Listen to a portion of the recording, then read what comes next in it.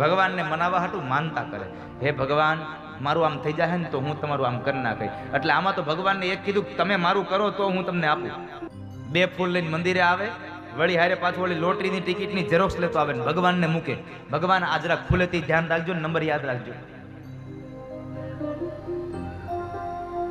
પણ ભગવાન અંદર બેઠો બેઠો નો જવાબ આપ્યો, 2-5 ફૂલ લઈ મંદિરે આવે, મને મનાવવા માનતા માને.